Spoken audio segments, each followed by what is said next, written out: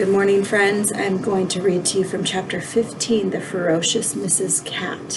When we left off, Violet had met up with Chloe to discuss her spying and what she had found out.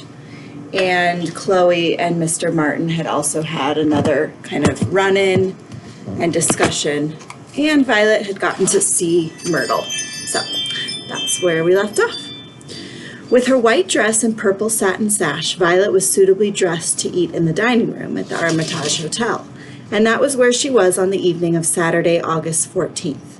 The Antis must have had plenty of money all right, because there were at least a dozen of them sitting around the dinner table.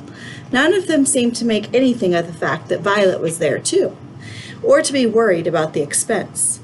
They had had rack of lamb, tomato consommé, scalloped potatoes, creamed cauliflower, and hot slaw, and now they were waiting for dessert. The orchestra was playing, and the waiters in white uniforms with white gloves were zipping to and fro, carrying platters with silver covers. Violet was being seen and not heard, just like at home, although she had long since realized that what this really meant was not being seen either. The Antis were talking about the Senate vote, which they had lost, and the House vote, which they expected to win. "There's no way we can lose in the House," Miss Josephine Anderson Pearson said.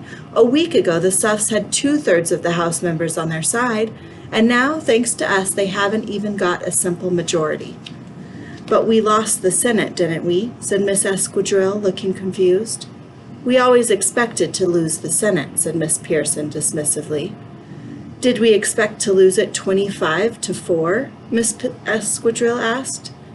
"Never you mind, Anisette. Everything's under the control of wiser minds than yours," said Miss Pearson, as a white-gloved waiter set a dish of caramel custard in front of her.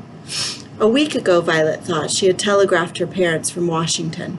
9 days ago, she had still been at home. It seemed much longer. Mrs. James S. Pinkard looked after the waiter, who had gone to get more custard. "Nothing but white servants are visible at this hotel. They guarantee it." "There are colored waiters downstairs in the grill room," said the man sitting to Violet's left, who Violet thought was named Mr. Garlick. "In fact, they're all colored." "Oh, well, waiters." The man to Violet's right spoke, to her considerable surprise. He was dressed in a Confederate Army uniform, which he had dribbled some tomato consommé down the front of. He had a bushy white mustache and long white hair, combed over a bald spot on top.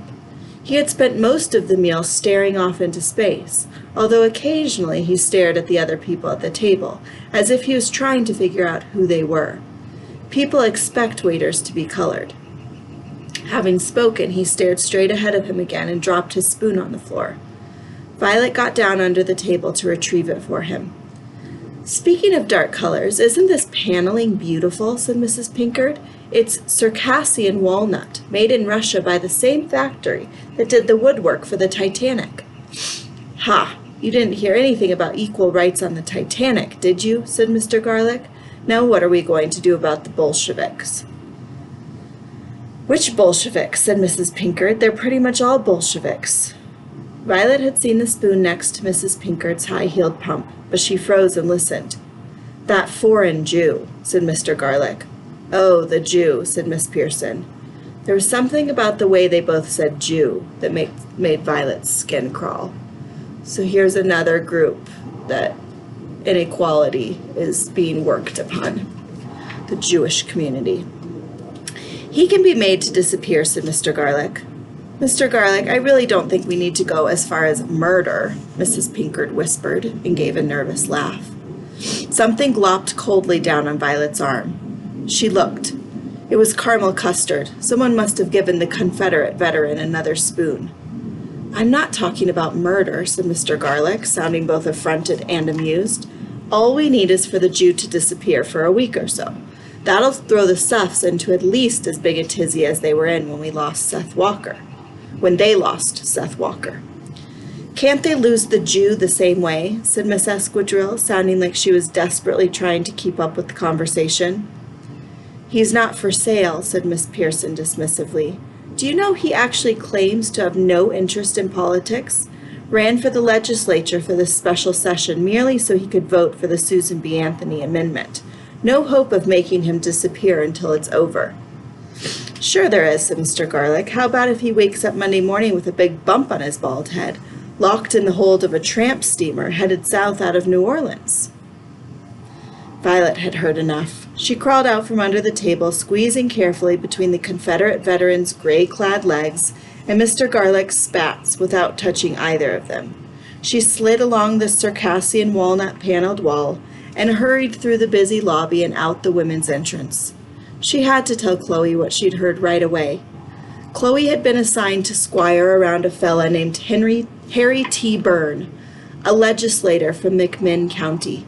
He was no older than Chloe was and had had a question mark next to his name on yesterday's list.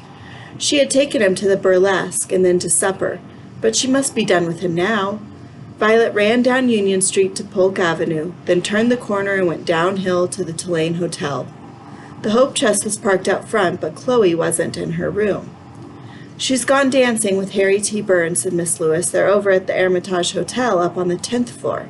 I'm heading over there myself, if you'll just wait for a minute. Sorry, I can't, said Violet, turning and running back down the stairs again. Okay, I'm going to stop there. I'm on page 183.